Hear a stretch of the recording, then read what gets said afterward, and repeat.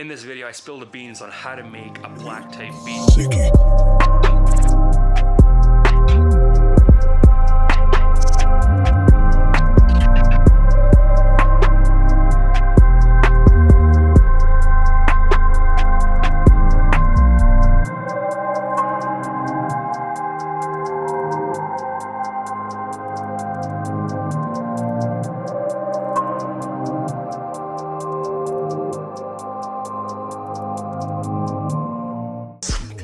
What is going on, YouTube? Welcome to day number 6 of the daily producer vlog challenge. I hope you guys are doing good. In this video, I'm going to show you how to add drums to the melody that we made yesterday, the dark ambient melody that we made yesterday. Before we get into that, please leave a like, please subscribe if you haven't already, and go follow me on Twitter and Instagram where I post daily producer content for you guys to enjoy. That being said, let's get into this video.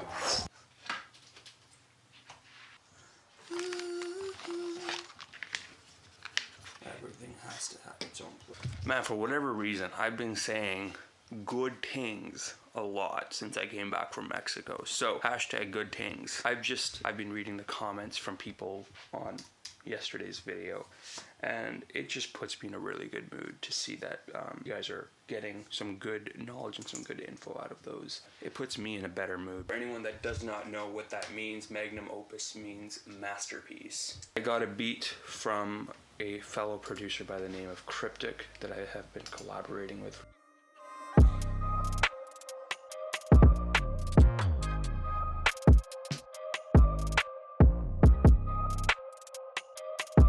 The guy is an extremely talented producer. If you're not already following him, this will be his social media. Go check him out. And I got a couple other things to do today as well. I'm going to be heading out to hang out with my girl, but yeah, go things. I swear, I am not as cool as all the other YouTubers. I'm not as cool as Ramzoid or Kyle Beats. I'm totally a dork.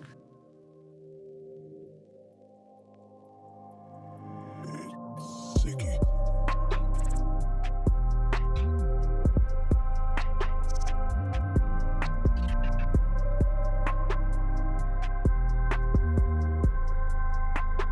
What is going on, YouTube? Welcome back to the video. In today's video, I'm going to be showing you how we took the sample we made in the previous video and add some drums to it in the style of black. By the end of this video, you will know exactly how to make beats like black, including the drums. If you haven't seen the previous video, be sure to hit the annotation in the right corner to go check that out. When it comes to the 808s, you want to make sure that you use very simple patterns. The more complex you make them, the more distracting they become. After listening to his last album, I found that patterns are quite simple. They leave room for his vocals to really cut through and shine. In his songs, the melodies always seem to be the star. Keeping that in mind, I've tried to make sure that the drum patterns that I'm using, I'm trying to make sure that they are simple and to the point, not overly complicated. In this part, I'm adding more and more hi-hats. If you are looking for any of the sounds that I am using in this video, they will be available on my website, the link for which will be in the description. So in this part, I already have one hi-hat playing a very simple pattern, and I've added a second one right underneath it that is playing a half note pattern. In FL Studio, this would be every 8 steps. The third hi-hat, I've kind of kept it very simple. I've added straight eighth notes. This straight eighth notes or every second step pattern helps create the foundation for the beat. It provides the tempo and the rhythm. Having a pattern like this is great because when you have an artist on the beat, the listener won't be distracted by what's happening in the background. Instead, they'll be focused on the foreground. I will continue to add more layers of these hi-hats in order to create the whole rhythm. In this, you're also seeing me take a single hi-hat from my Space Age Volume 1 drum kit. I've taken the creamy closed hat and I've reversed it and used it to make a hi-hat roll.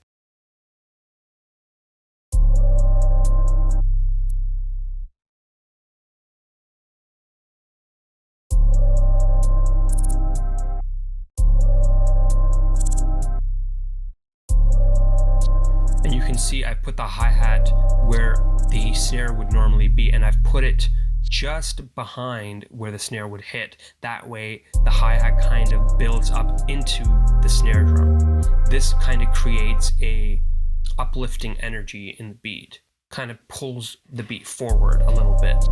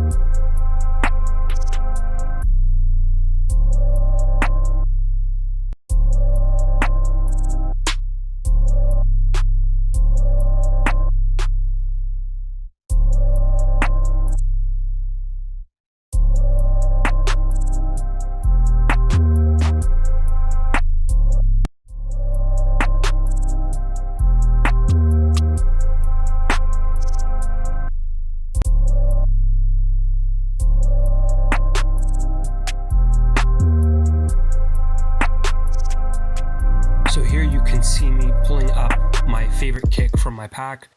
And we'll also tighten that up, turn that to stretch. And I'm using the time stretch tool within the sampler to tighten up the kick drum sound so I can make it a little more punchier.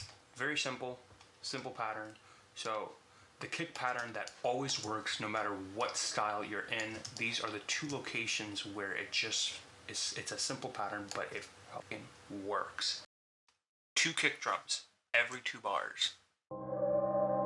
In the past, I've sat down and taken some of my most favorite tracks out and I've analyzed them. If you're ever trying to make a song in a style of a specific producer or an artist, a great thing to try is to pull up a few of that artist or producer's songs and analyze them. One common occurrence that I've noticed when I've analyzed a few songs from a number of different artists is the location of kick drums in a pattern. I've shown you where those kick drum hits occur. I would highly recommend that when you work on your next beat, try putting your kick drums in those locations, and that's it, and listen to how that sounds.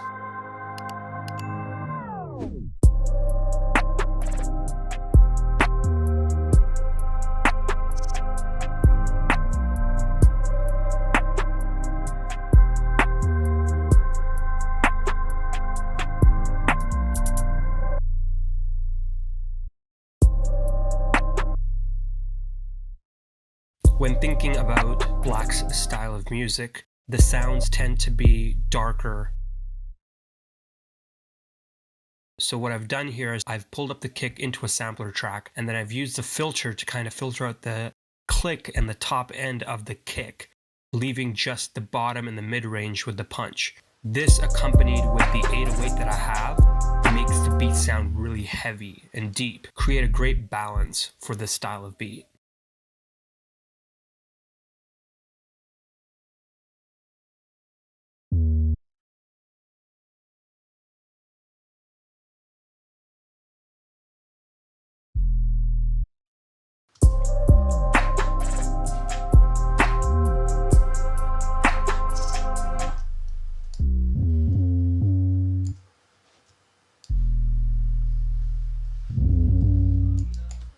A lot of artists, when they hear sliding 808s, sometimes it can be a little bit distracting. And if you really want to have them in there, this really simple trick, and that is just to take the higher notes that you're sliding up to, you can select them and just bring them down. And after you've brought them down, listen to them and see how loud they are. And you want them to kind of sit in the mix but still add something interesting to it.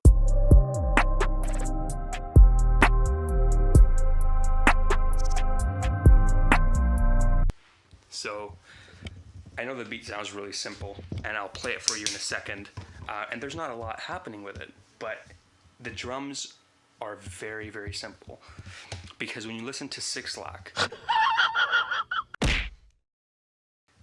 or when you listen to Black and the way he sings, melody is so important, and if you have too many busy, loud sounds that are too punchy or too sharp, it really distracts. I'll give you a really obvious example of this. Imagine an a cappella singer, just the vocals, and then you have a quick pop that happens in there that really distracts. So you want to kind of use softer sounds for that. You want to keep things simple, and you want them to kind of have like a darker, filtered out vibe. So you can do that with filters and all that. Higher it goes up in the frequencies, you can start either filtering them out, or you can start making them quieter if you're using them in a sampler like in FL Studio. You can kind of just bring down the velocity of the sounds. So this is what the beat sounds like.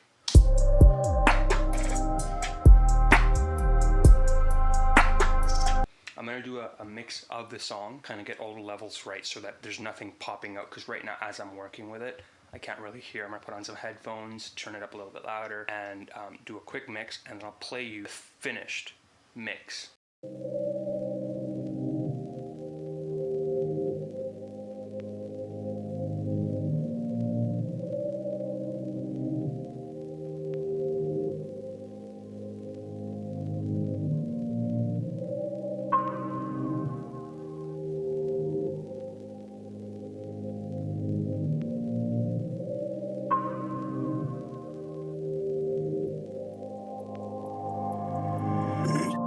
SIKKY.